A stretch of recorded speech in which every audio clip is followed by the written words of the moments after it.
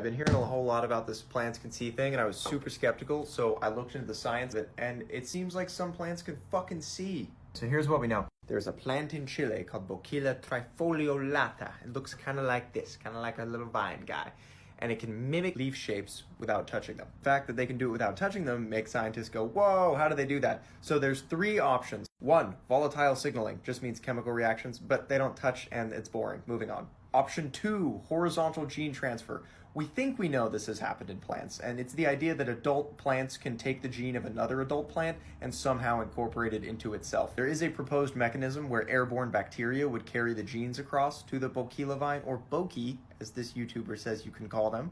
But this isn't as interesting and doesn't cover the coolest case, where the Bouquilla started to mimic artificial leaves. Suck it, unfun scientists. This is what Boki leaves look like originally, and this is what they started to mimic based off of the fake plant. And here's their experimental design, but honestly, who cares? Because I found their social media.